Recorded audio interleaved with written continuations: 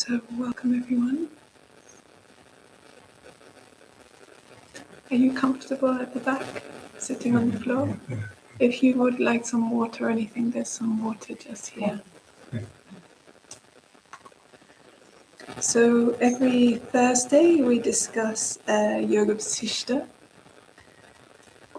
and there are different versions of Yoga Vasishta. There's the shorter one, which is Yoga Vasishta Sara, and then there's the medium-sized one, Yoga Vasishta Laghu. So this is the one that we will be discussing today.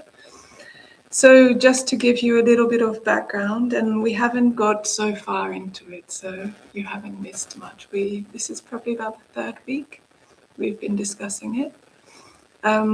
Before I start, have you heard of this text before? Yes. You have, yeah, both of you?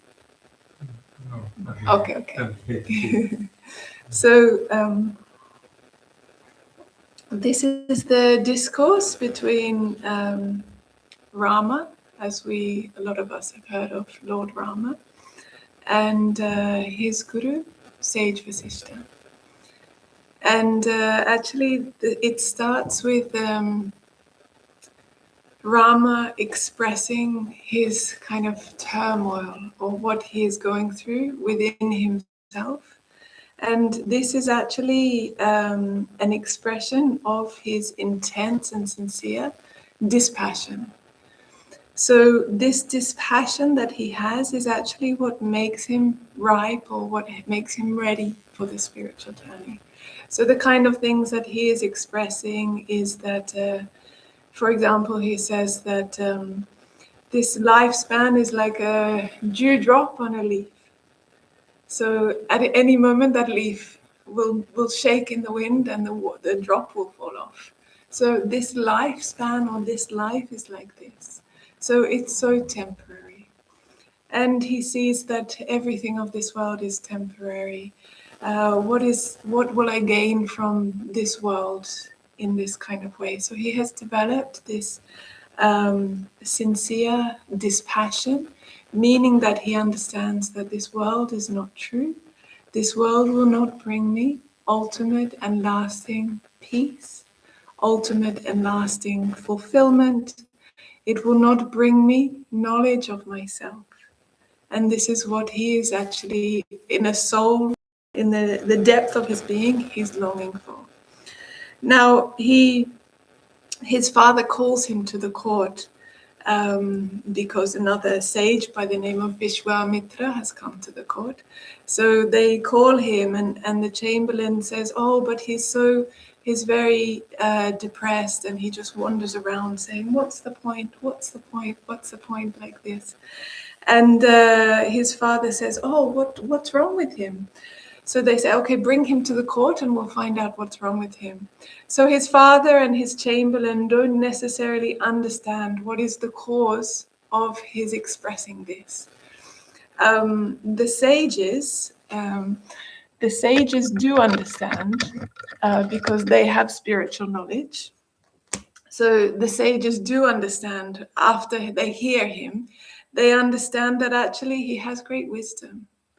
And this is where this is coming from.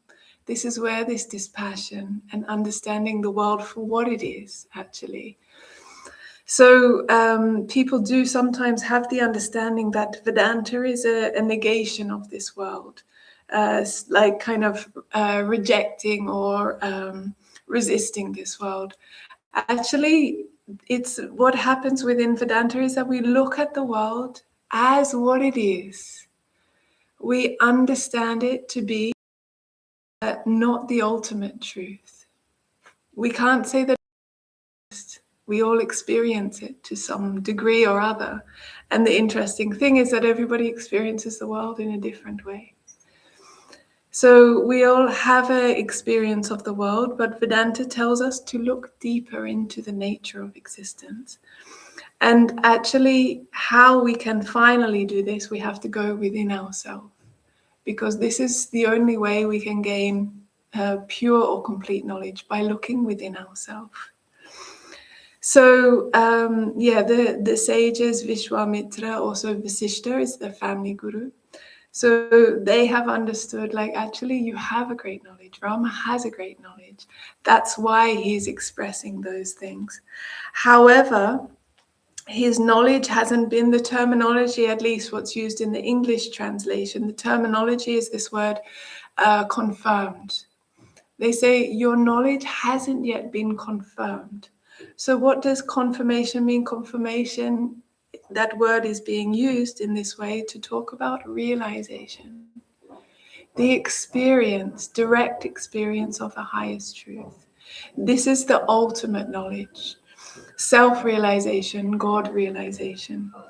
So this is now the point in Rama's life, that he has understood the world for what it is. He has developed dispassion, and from that he's now ready to begin the spiritual journey.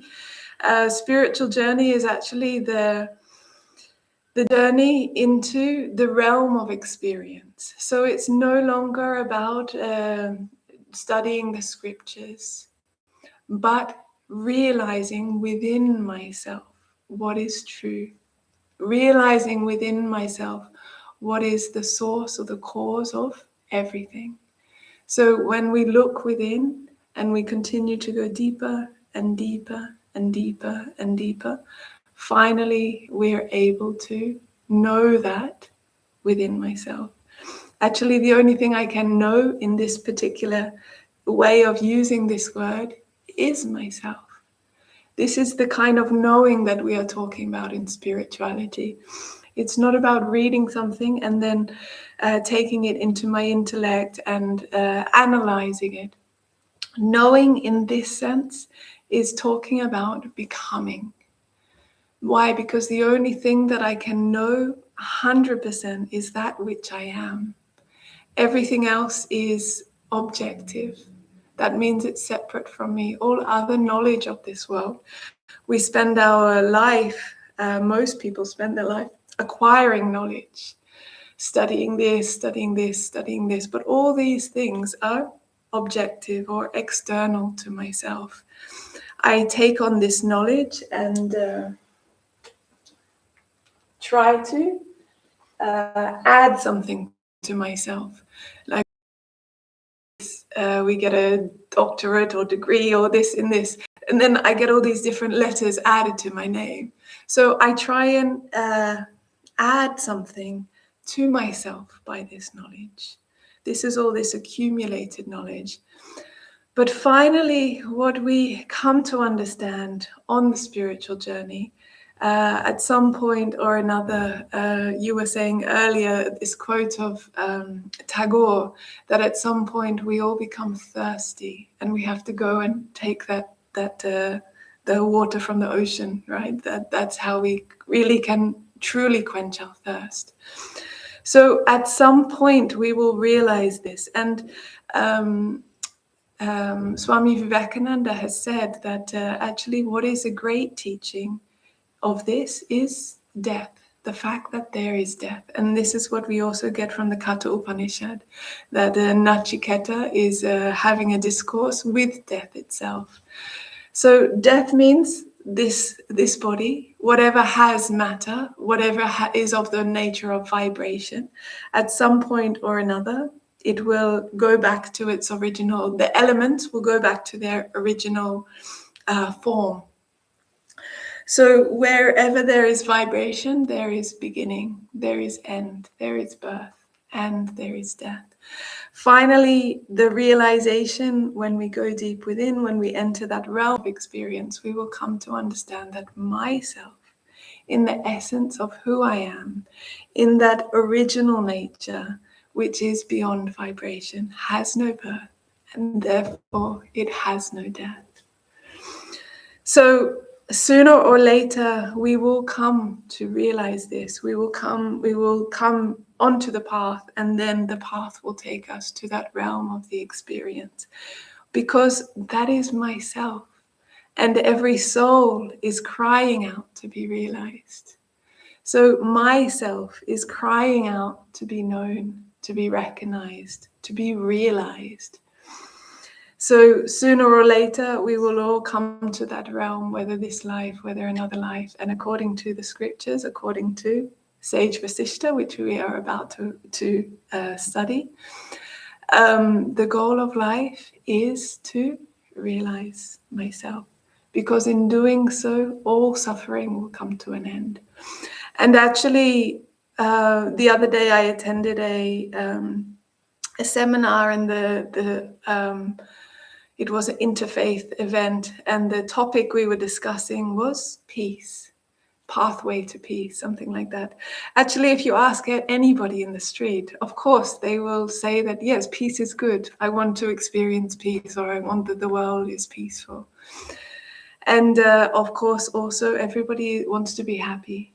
People want to experience love. So we are all on that journey anyway.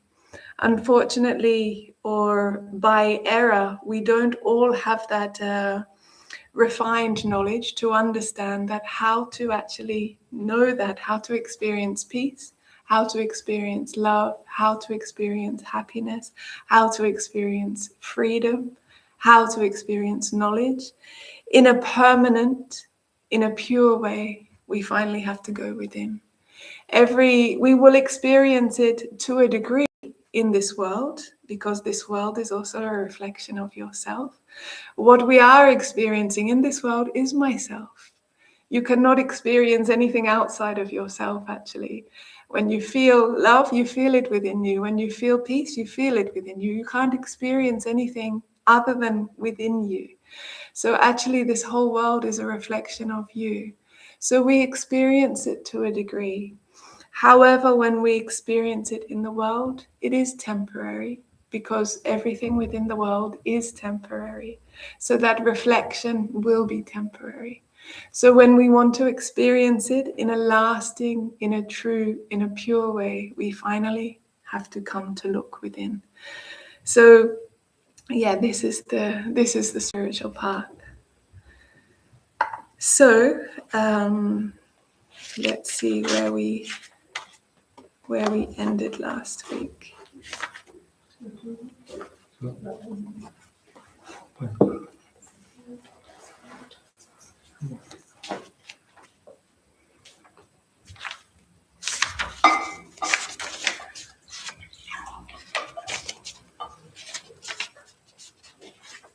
So we will just recap what we read last week, and then we'll continue from there.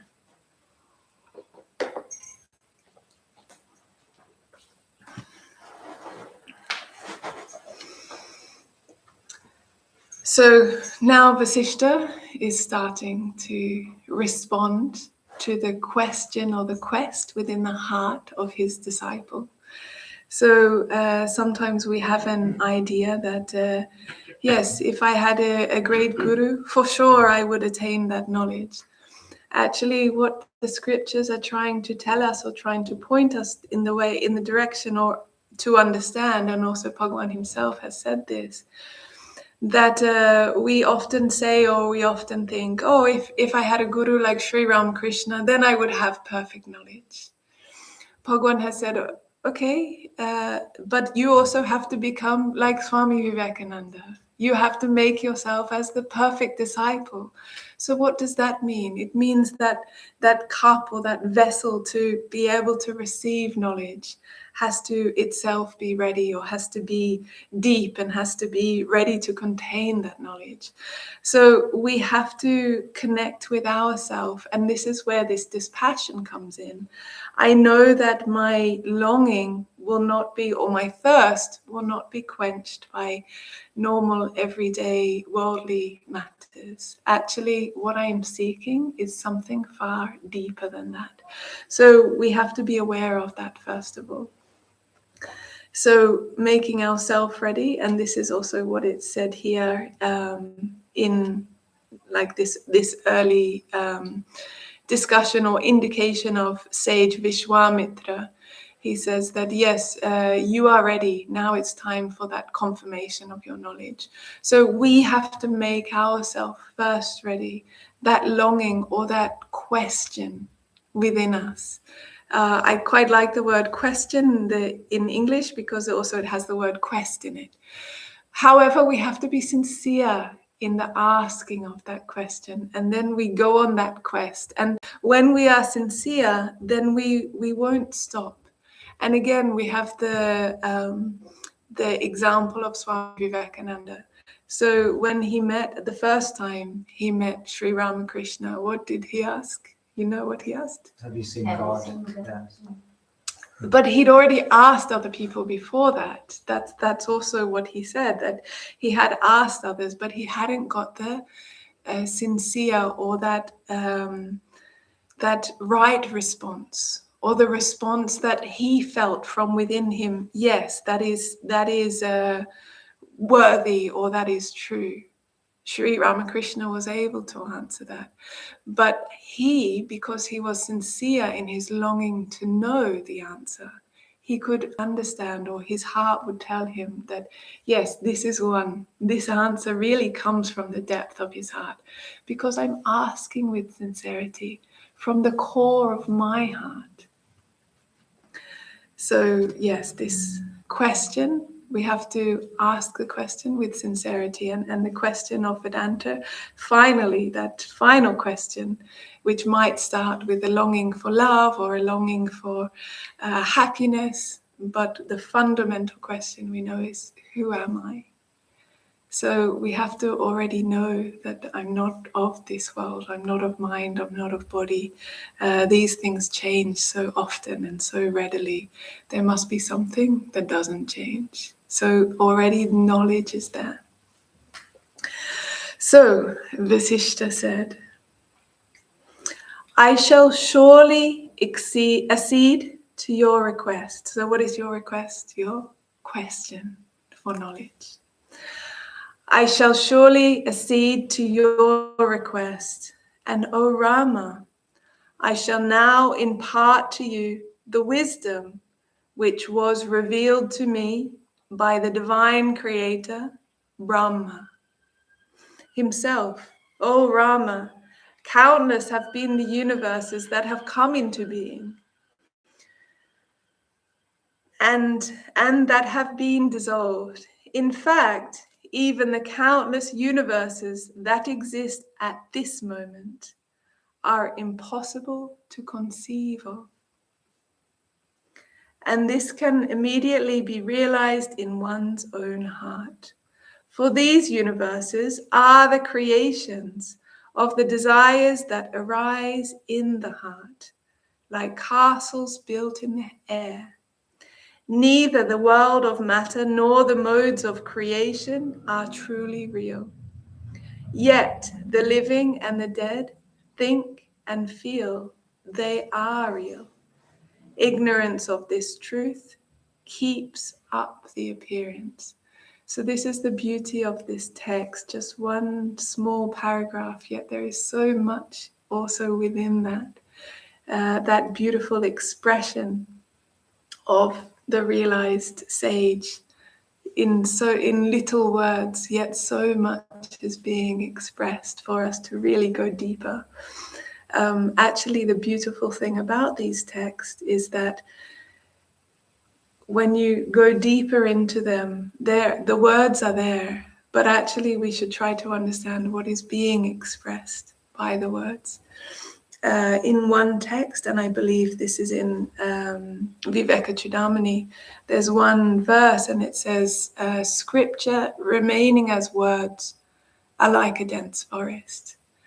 So that means that if we just take these words as words, we will not get that answer or the end to our quest, that knowledge. We will just take these words as being beautiful.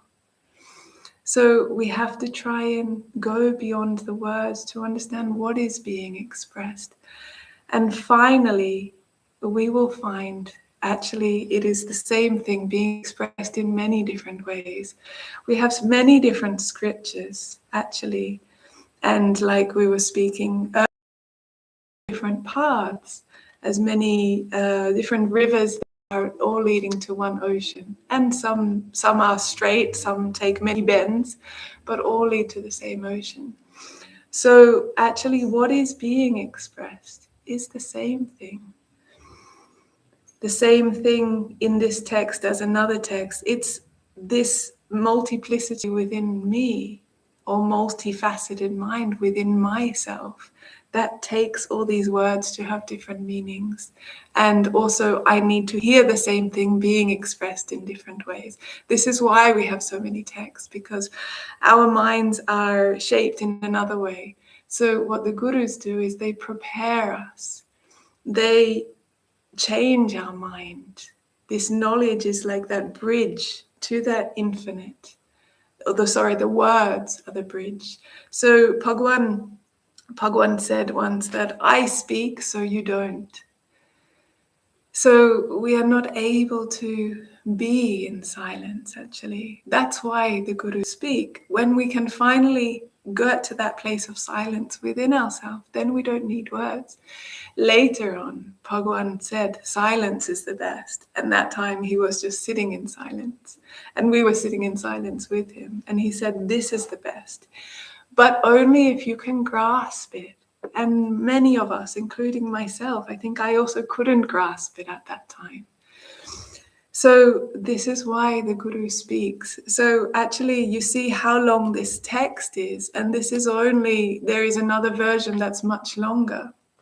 And I think they say it was something like 6 years. Sage Vasishta was imparting knowledge to Rama for something like 6 years. And after 6 years, he got it. He knew it. He attained it. And then he said, but why did it take you 6 years to teach me that? Because actually, in the end, it was probably finally one very simple sentence, and he got it. But why did you speak to me for 6 years? Because if I didn't, you wouldn't have stayed. If I didn't speak, you wouldn't have recognized anything in me in order to listen. So the gurus have to first make us ready as well. So this story that we spoke about last week, the story of Shuka, and who is the son of Vedavyasa. So he was asking his father Vedavyasa. The question is, let me see here, the question. Sir, how did the diversity of world creation come into being, and how will it come to an end? So although this question is shaped in a different way, what he is asking for is that knowledge of truth. And Vedavyasa answered him, spoke many things in his way and answered him. And Shuka said, but I know all that already. I know all that. But he wasn't satisfied. His heart was still longing. So Vedavyasa said, okay, I know of this saint, Janaka. You go and see him. He went to visit Janaka, but he was also a bit skeptical because Janaka is a king. How can one who lives amongst such riches have perfected knowledge? He himself didn't really accept it, but okay, he went there. His father told him to go there. So what happened when he arrived? Janaka was told that he is here. And Sage Janaka, or King Janaka, I think he's called like Rishi, King Rishi or something like that. So he's a king, but he's also a Rishi. So he ignored him. He left him outside of the palace, left him outside for 2 weeks. And okay, Shuka was sure why he was there, so he just, whatever happened, he just accepted it. Then the second 2 weeks, he brought him into the palace, gave him the best room, probably with silk bedding, this kind of thing. Also had him waited on by dancers and probably the best food that he could imagine for the next 2 weeks. What was the condition of Shuka? We can imagine, like, probably you're outside and then you become very, very annoyed, very depressed, very anxious to have somebody's attention or have somebody's care, like how dare he leave me out here. And then when you come inside, like, oh, finally I get some food, finally I get some care. And then you get excited by all the food and the luxuries.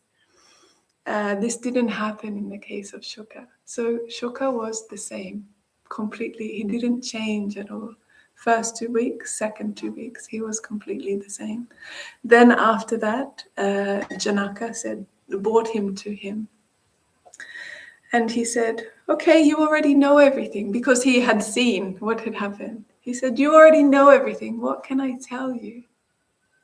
That was the first question, the first sentence. Second sentence, let me read it from here. So he said, first of all, you know the truth.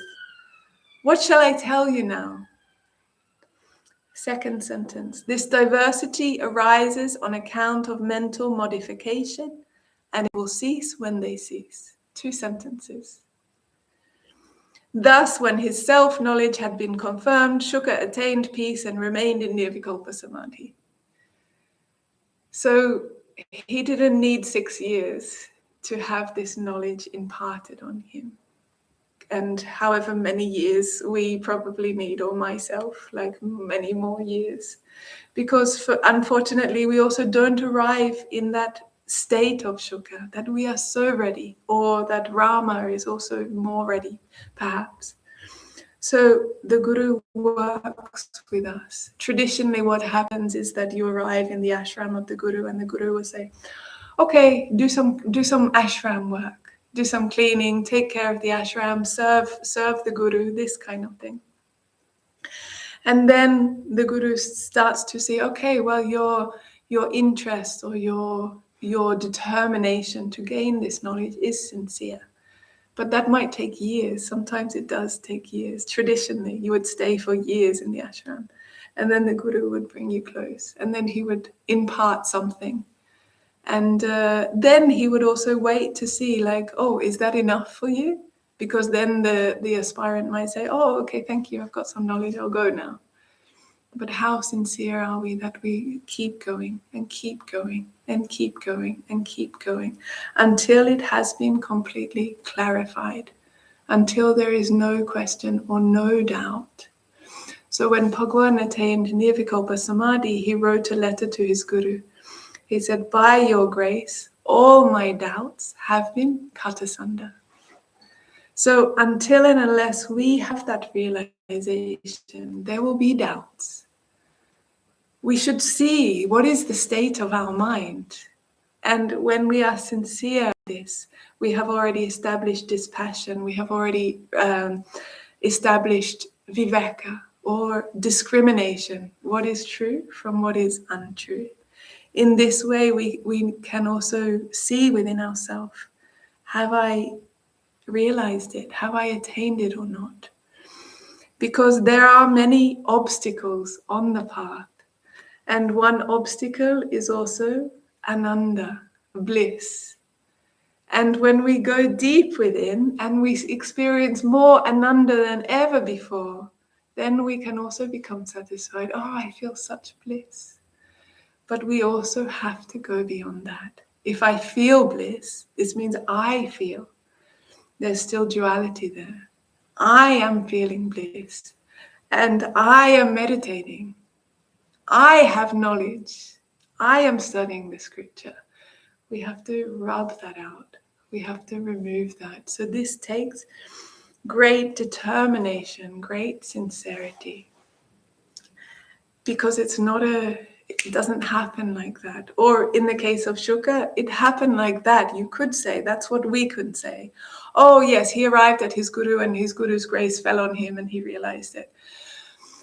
But there was a great journey for him to get to that point. All of those qualities were already established, attained within him. So we have to work on ourselves in that way. And how much time it takes, it actually shouldn't be a question. So when we have such a clear determination to become a doctor, for example, then okay, I know to become a doctor, then it takes like 10 years of study, 5 years to do this degree, and then another 5 years, then I have to do another degree, something like this. So some might say, oh, but no, that's 10 years. Okay, I'll do something else instead. But if we have a strong enough determination and longing, I'll do it. Doesn't matter. I don't see that I have 10 years. I see the goal. What is that goal? That goal is, my life is for that. I have no other choice. So it's like closing all the other doors on your path, that you have a clear determination or a clear destination. So in the same way, in Vedanta, we should be goal-orientated, and studying the scripture in these different ways of expressing it, in these 6 years of expression of the truth in so many different ways. It tells us, it reminds us what is the nature of myself, and it builds my determination. This feeds my discrimination, my ability to discriminate what is truth from what is not truth. And then the more I read it, Bhagavan said that words of Vedanta have power. Swami Vivekananda, when he was in America, he, after one lecture that he had given, somebody stood up and said, Swamiji, how do we know you're not hypnotizing us? Swamiji said, you're already hypnotized. I'm de-hypnotizing you.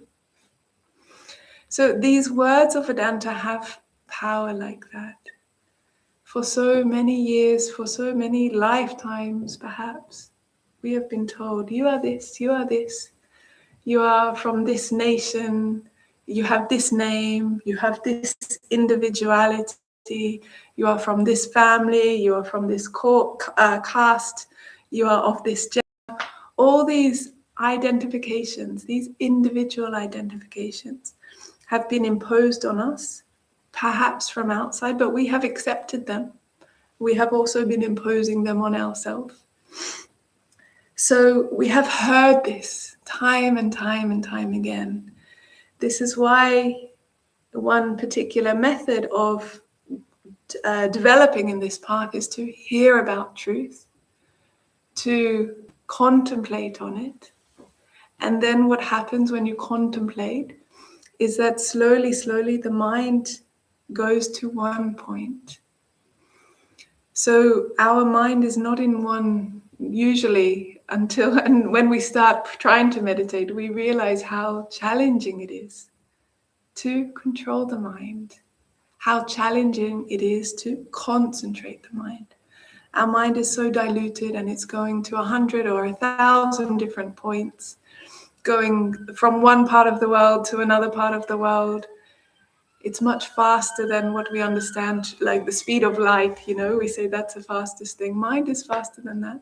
Travels so fast away from here right now. So we have to concentrate the mind. The mind is, unconcentrated. We have to bring it together. We have to put it on one point, or having one direction, having one goal, having one question.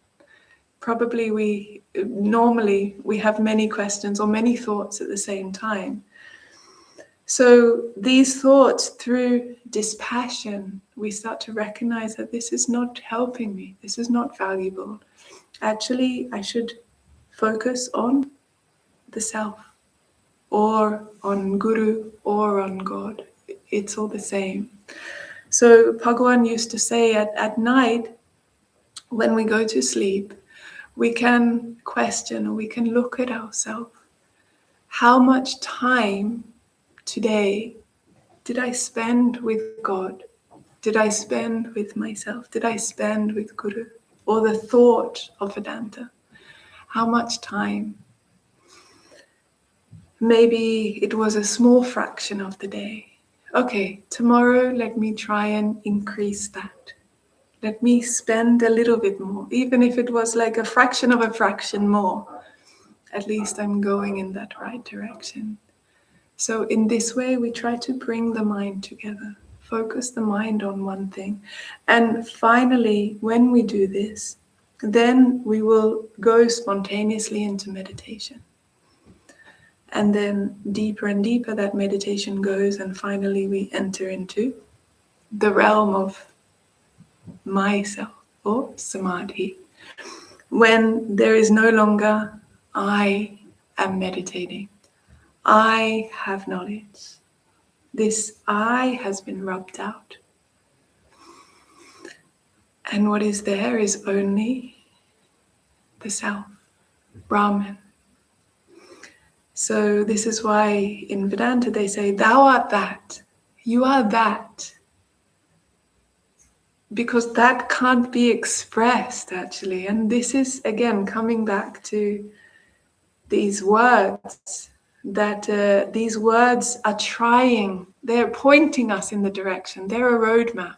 They're saying, go that way, go that way, go that way. But the words themselves are not actually that. We have to go beyond that.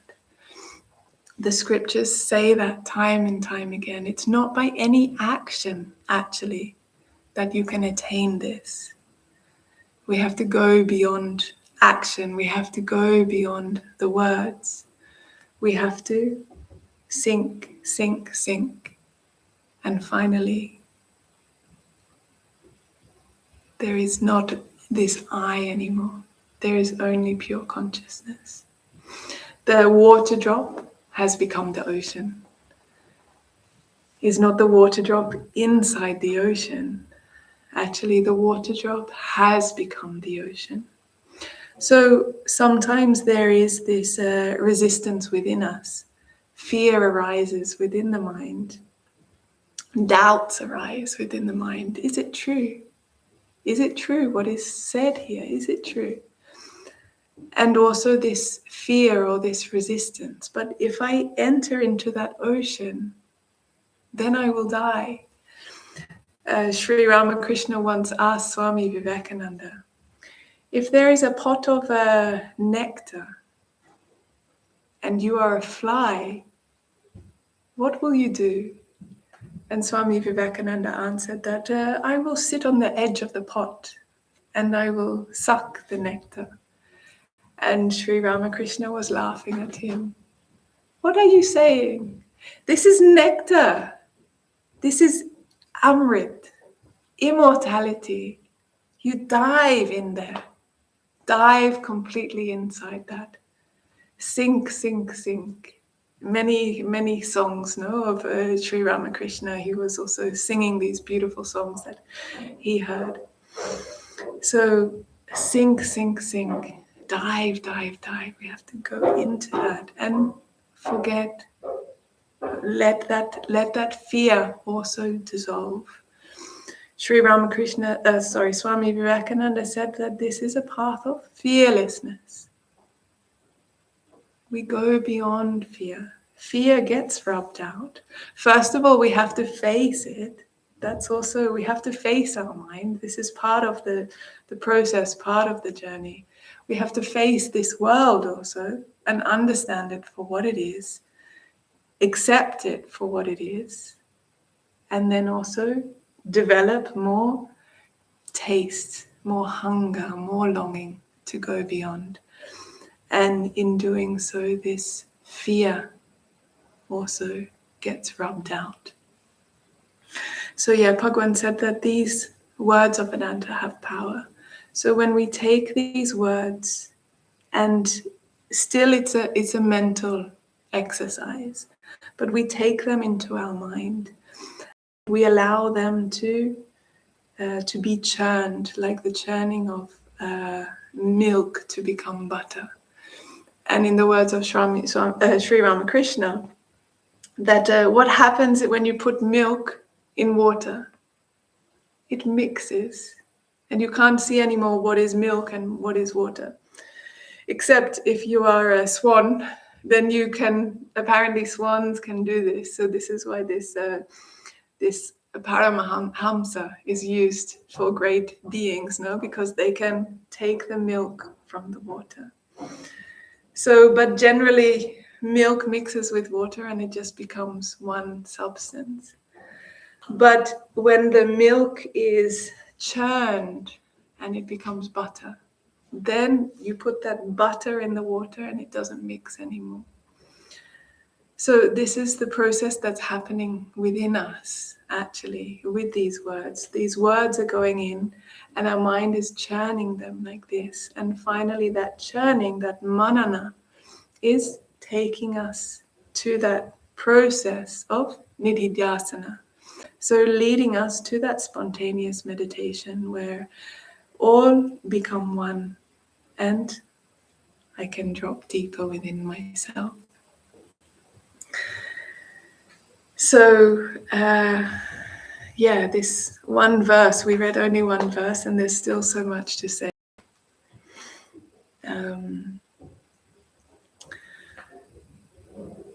So, countless have been the universes that have come into being and that have been dissolved.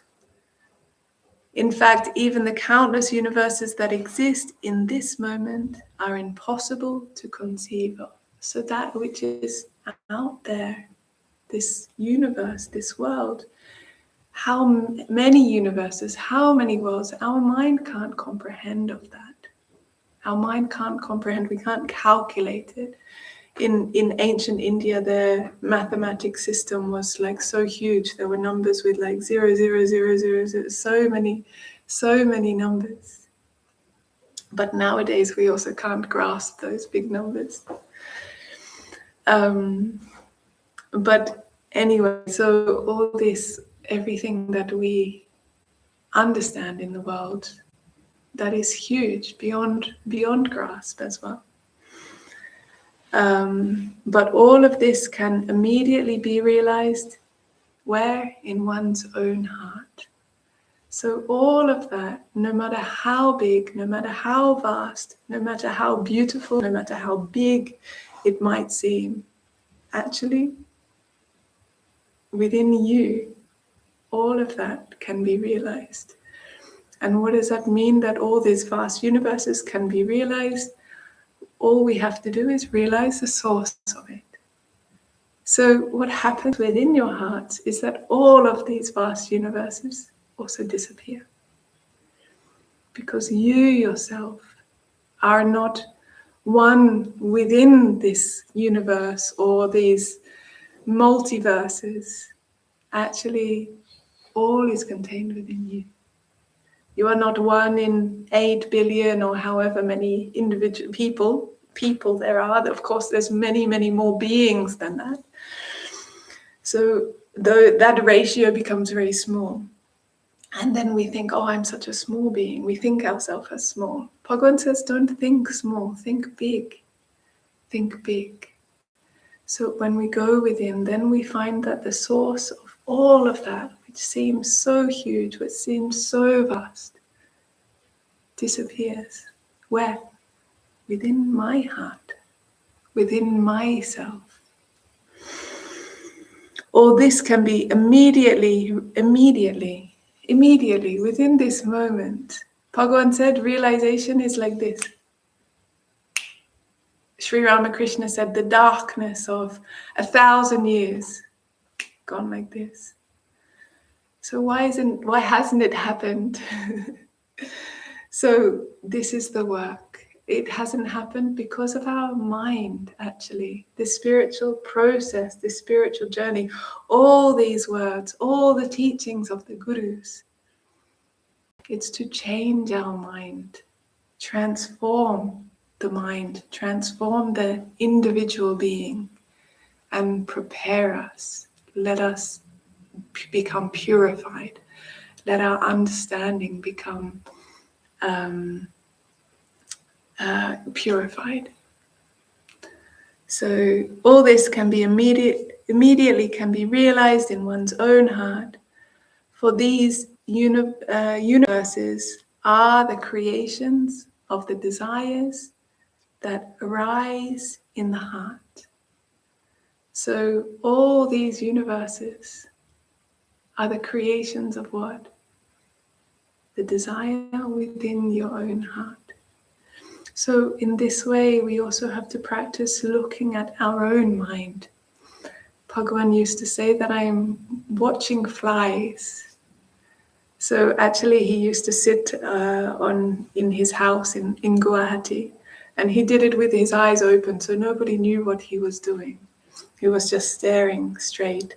And it happened that also people of that village thought it was very strange, and he was probably staring at people or something, but actually he wasn't even aware of what was going on. And they say often it's like a bird, a mother bird laying her eggs, that although her eyes are open, her consciousness or her awareness is completely with the act of laying the eggs. So although Bhagwan's eyes are open, he was observing his own mind. So Bhagwan was, in his words, watching flies. But what are these flies? Coming from our own mind. Buzz, buzz, buzz, another one, another one, another one. So if we can watch and catch them in this way, watch the flies, but then go deeper. Where is that fly coming from? Where is that one coming from? So going deeper and seeing what is the root of our thoughts. And here it says, so everything is the creation of the desires that arise within our heart. So if we look at our desires, we have desire for chocolate, we have desire for a good meal and a good sleep. These desires are very superficial. We can look at them and then go deeper. But where does this desire come from? Look within ourselves like this. So what is that first desire? We have to catch that first desire that comes from yourself. And then from that desire, this world, the next world, this universe, the next universe, everything is born, in a way, you could say. So consciousness is projected from its source, which is within you, out into the world. And we experience the world. Consciousness is projected out through our sense organs and into this world. And then we experience the world. So we close our eyes because they are, for most of us, the more prominent sense, but also because we can close them.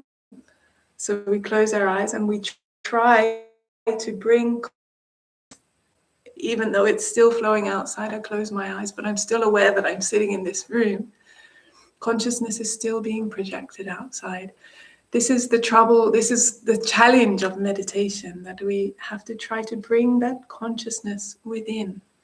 And when we start to do that, we see that this world within is so vast, so much vaster than this, what I know through the senses. This world is so limited, but when consciousness starts to go back to its source, I find that these limitations drop away. These limitations of time, space, causation, all of these limitations of Maya, they start to drop away, and all of a sudden I find myself to be expanding. And again, this can be quite scary because I have known myself within these limitations, and that gives me feedback to, okay, I'm here in this space. And then all of a sudden I close my eyes and this limitation has dropped away. So for some people, when it happens so fast, we might have this kind of experience that's quite scary. But gradually, when we start to understand and realize, you cannot realize something that is not true. So when we become more established in our realization, when we become more rooted in our realization, when we go deeper within, then we just get a taste of it. And we want more of that. We want more of that. We want to go beyond all limitations. I get a taste of that. And I see the transformation that takes place within my own mind. So for me, I can see that what has happened in my spiritual life since meeting my guru, that there has been such a huge transformation that I can see within myself, but also in the waking state. I also see that how I live is very different. So this realization allows this transformation to take place within my own mind. My mind gets purified because the source of light, I touch that, I get closer to that. So that source of light purifies my own mind. But also in realizing myself more and more, we realize ourselves by degrees. It happens as we penetrate within our own mind. We start to dive deeper. We come closer to myself. And as I come closer to myself, I have realizations by degree. There's an unfolding that starts to happen. So the more this happens to me, the closer I come to myself. So the more I read this scripture and it makes complete sense to me, it helps me to understand what is happening within myself. The closer I come to myself, but the more I also know what I am. And that light from myself shines through in a more concentrated way than before. And I go deeper and deeper and deeper, and I go on having more realizations. And the mind becomes more and more purified in the process. So all this can immediately be realized in one's own heart. For these universes are the creation of the desires that arise in the heart, like castles built in the air. So these universes, on one hand, we had the universes that we know to be real. And then the comparison is castles in the air. So this is a term that is usually used to describe our imagination, that we can imagine so many things. Castles within the air, something that is, according to science, is not possible, that a castle can float in the air. But this term, this expression is being used to talk about these universes. So in the same way, this universe is also a product of our imagination. And we can see that because for everybody, their experience is also different. Swami Vivekananda says that we are all on a journey from truth to truth. So while we're in the realm of subjectivity, my truth is different from your truth. Finally, we should aim for the highest truth. And the highest truth is no longer subjective. It is this ultimate subject, but it is one. And realizing that means that we dissolve into that. This is why all the scriptures, although there are many words expressing what those many words are expressing, is one truth. This is why I can pick up Yoga Vasishta, or I can listen to the teachings of Bhagwan, or I can take another text, Gospel of Sri Ramakrishna, or another text, and it will guide me in the same way, because what has been realized, this is the value of these texts and the power of being with an enlightened being, that they help you to recognize within your own self that highest truth. So even these universes are also the product of our imagination. So what is within our imagination, or these desires within us, is what is projected out. This is why we see that also in London on the streets, you also see people struggling with their own mind. And somebody will be for them it's true, like there's somebody here. And you'll say, no, there's nobody there. But that person will put their whole life, for them that is true. There is somebody there. And for me, I can't see anybody. There's nobody there. So this world, this truth that we are experiencing as 5 beings sitting in the room is subjective. to it by degrees. It's different to all of us. So we should try to aim for that highest truth. This is what Swami Vivekananda meant, that we're all on a journey from truth to truth. He didn't say we're on a journey from error to truth. We're all on a journey from truth to truth. What is true for me is true for me right now. But can I be ready to let go of what I know in order to attain that higher truth?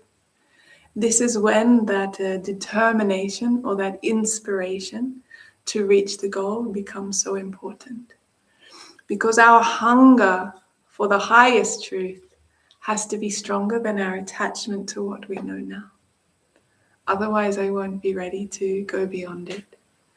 Studying the scriptures helps me in that way. Words of Vedanta have power. That's what Bhagavan said. So they can help us in this way, that they can motivate us, inspire us to progress along the path. And those words also going within my mind, that process of churning also brings out the truth. Like the process of churning the ocean with the Mandana mountain brought out the nectar. First it brought out the poison, and then it brought out the nectar. So we also have both within us. We also have to be ready to face the pain or the untruth within ourselves, which is what allows us to let go of what I know to be true today. I have to first of all see that it's not true. So I have to be ready to see that within my own mind. And then that aspiration, that inspiration builds. And I become more and more ready to attain that which is beyond the relative, the ultimate truth.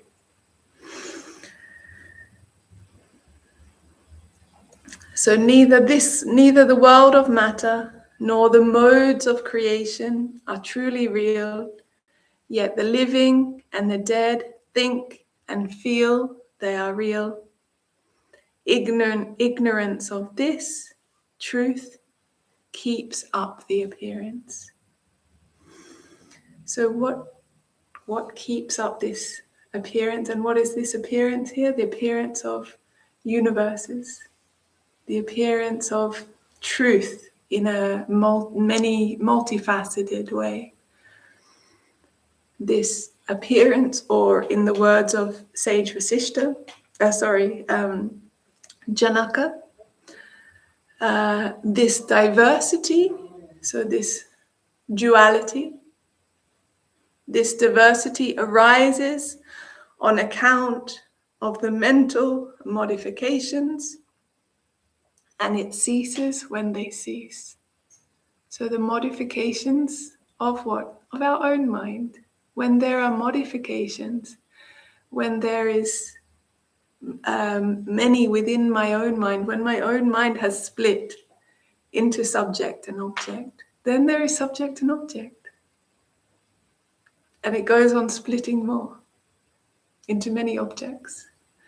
So when my mind is split, then I will experience the duality of the world. When the splitting or the modifications, the mental modifications, when they stop, then the diversity stops. So everything is within. So let's meditate for about 5 minutes. And then after meditation, we'll play Maha Mantra, which is what we play every day at the end of the session. This Maha Mantra is maybe slightly different to the version that you have heard before. This Maha Mantra is coming from Bhagwan's realization and been shaped by International Vedanta Society. So this is another version, but the idea is that we have this mantra as a way to also bring our mind beyond the mental modifications. So mantra is a way of using my mind to become free of my mind. So we can use this mantra, and Krishna means the one who attracts. Who is that one who attracts?